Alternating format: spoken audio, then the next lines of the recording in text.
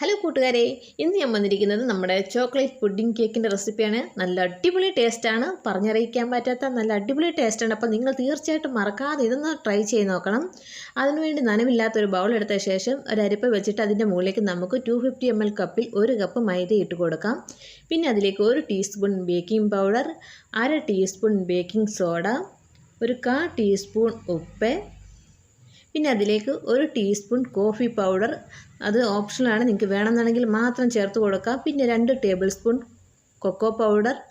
ഇതെല്ലാം നല്ലതുപോലെ നമുക്കൊന്ന് അരച്ചെടുക്കാം. ഇതിൻ്റെ തരികളൊക്കെ ഒന്ന് പോയി കിട്ടാൻ വേണ്ടിയാണ് നമ്മളിതൊന്ന് അരച്ചെടുക്കുന്നത്. അപ്പോൾ ഇതിൻ്റെ തരിയൊക്കെ നമുക്ക് മാറ്റിയിട്ട് ഇനി നമുക്കിത് നല്ലോണം ഒന്ന് മിക്സ് ചെയ്തെടുക്കാം. പൊടികളൊക്കെ നന്നായിട്ടൊന്ന് ഇളക്കിയെടുക്കാം. ഇനി അതിലേക്ക് നമുക്കൊരു 1/4 കപ്പ് അൺസാൾട്ടഡ് ബട്ടറാണ് ചേർത്ത് കൊടുക്കുന്നത്. നിങ്ങളുടെ അതില്ലെങ്കിൽ നിങ്ങൾക്ക് 1/4 കപ്പ് സൺഫ്ലവർ ഓയിൽ ഇട്ട് കൊടുക്കാം. പിന്നെ അതിലേക്ക് ഒരു 1/4 കപ്പ് ഷുഗർ കൂടി ഇട്ട് കൊടുക്കാം. പിന്നെ അതിലേക്ക് നമുക്ക് 1/4 കപ്പ് ഡാർക്ക് ചോക്ലേറ്റ്, നിർബന്ധമൊന്നുമില്ല, നിങ്ങളുടെ ഉണ്ടെങ്കിൽ മാത്രം ചേർത്ത് കൊടുക്കാം. അതല്ലെങ്കിൽ നിങ്ങൾക്ക് ഡയറി മിൽക്കോ അങ്ങനെയുള്ള ചോക്ലേറ്റും കൂടെ ചേർത്ത് കൊടുക്കാം. പിന്നെ അതിലേക്ക് 1/2 കപ്പ് പാലും കൂടെ ഒഴിച്ച് കൊടുത്ത് നമുക്ക് ഇതൊന്ന് മിക്സ് ചെയ്തെടുക്കാം. പിന്നെ അതിലേക്ക് നമുക്ക് 1 ടീസ്പൂൺ വാനില എസൻസ് ഒഴിച്ച് കൊടുക്കാൻ മറക്കല്ലേ. എന്നിട്ട് നന്നായിട്ട് നമുക്കൊന്ന് മിക്സ് ചെയ്തെടുക്കാം. കട്ടകളൊന്നും ഇല്ലാതെ വേണം ഇതൊന്ന് മിക്സ് ചെയ്തെടുക്കാൻ വേണ്ടി. അതിലേക്ക് ഞാൻ വീണ്ടും 2 ടേബിൾ സ്പൂൺ അളവിൽ പാൽ ഒഴിച്ച് കൊടുക്കുന്നുണ്ട്. നമ്മൾ ഈ ഒരു ബാറ്റർ കട്ടിക്കാണ് ഇരിക്കേണ്ടത്, അധികം ലൂസായിട്ടല്ല. അപ്പോൾ അതനുസരിച്ച് വേണം നമ്മളിതിലേക്ക് പാൽ ചേർത്ത് കൊടുക്കാൻ വേണ്ടി. അപ്പോൾ ഞാൻ അതിലേക്ക് 2 ടേബിൾ സ്പൂൺ പാൽ നമുക്ക് നോക്കിയിട്ട് വേണം ഇത് ഒഴിച്ച് കൊടുക്കാൻ വേണ്ടി. അപ്പോൾ നമുക്കിതൊന്ന് നന്നായിട്ടൊന്ന് ഇളക്കിയെടുക്കാം. കട്ടകളൊന്നും ഇല്ലാതെ വേണം ഇളക്കിയെടുക്കാൻ വേണ്ടി.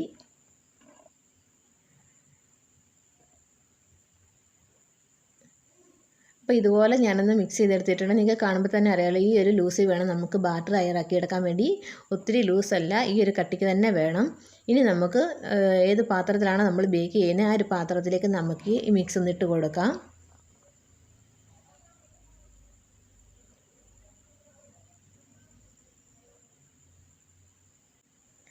കേക്കിൻ്റെ ബാറ്റർ എല്ലാം ഇട്ട് കൊടുത്ത ശേഷം നമുക്ക് ഇതുപോലെ എല്ലാ ഭാഗത്തുനിന്നും നിരത്തി വെച്ച് കൊടുക്കാം. എല്ലാ ഭാഗം ഒരുപോലെ ആക്കി കൊടുക്കണം. ഇനി അതിന് മുകളിലേക്ക് നമ്മൾ കുറച്ച് ചോക്ലേറ്റ് ഇതുപോലെ ഇട്ട് കൊടുക്കുകയാണ്. ഡയറി മിൽക്ക് ഉണ്ടെങ്കിൽ നിങ്ങൾക്ക് അത് ഇട്ട് കൊടുക്കാം. ഞാൻ മിൽക്ക് ചോക്ലേറ്റാണ് ചേർത്ത് കൊടുക്കുന്നത്. അപ്പോൾ അതെല്ലാ ഭാഗത്തും അത് ഇട്ട് കൊടുത്തിട്ട് നമുക്കിനി ഇതിനുള്ള സോസ് തയ്യാറാക്കാം. ഈ സമയത്ത് ഞാനൊരു പാത്രം പ്രീഹീറ്റ് ചെയ്യാൻ വെച്ചിട്ടുണ്ടായിരുന്നു നമ്മുടെ കേക്ക് ബേക്ക് ചെയ്തെടുക്കാൻ വേണ്ടി. 250 ml കപ്പിൽ 1.5 കപ്പ് നല്ല ചൂട് വെള്ളമാണ് നമ്മളിതിന് വേണ്ടി എടുക്കുന്നത്. നല്ല ചൂട് വെള്ളം തന്നെ എടുക്കണം, തണുത്ത വെള്ളം ഒരിക്കലും എടുക്കരുത്. ഇനി അതിലേക്ക് നമുക്കൊരു 3 ടേബിൾ സ്പൂൺ കൊക്കോ പൗഡർ ചേർത്ത് കൊടുക്കാം.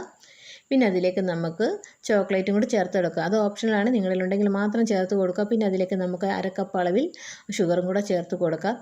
എന്നിട്ട് നമുക്കൊന്ന് ഇളക്കിയെടുക്കാം. ഈ ഷുഗറും ഈ ഒരു ചോക്ലേറ്റൊക്കെ ഒന്ന് മെൽറ്റായി വരണ്ടേ. ചൂടോടെ തന്നെയാണ് നമ്മൾ ഈ ഒരു ബാറ്റർ എന്നതിലേക്ക് ഒഴിക്കുന്നത്. അപ്പോൾ ജസ്റ്റ് ഒന്ന് ഇളക്കി കൊടുത്ത ശേഷം ചൂടോടെ തന്നെ നമുക്കൊരു സ്പൂൺ വെച്ചിട്ട് നമ്മുടെ ഈ ഒരു കേക്കിൻ്റെ ബാറ്ററിലേക്ക് ഒഴിച്ച് കൊടുക്കാം. ഈ സ്പൂൺ വെച്ചിട്ട് ഇതുപോലെ വേണം നമ്മളിതൊന്ന് ഒഴിച്ച് കൊടുക്കാൻ വേണ്ടി. ചൂടോടെ തന്നെയാണ് ഒഴിച്ച് കൊടുക്കുന്നത്.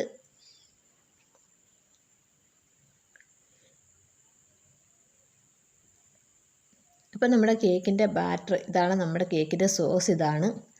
ഇനി നമ്മൾ പ്രീഹീറ്റ് ചെയ്യാൻ വെച്ച പാത്രത്തിലേക്ക് നമുക്ക് വെച്ച് കൊടുക്കാം. ഇതൊരു ചെറിയ പാത്രമായതുകൊണ്ട് കൈയൊക്കെ പൊള്ളാതെ വേണം ഇതൊന്ന് വെച്ച് കൊടുക്കാൻ വേണ്ടി.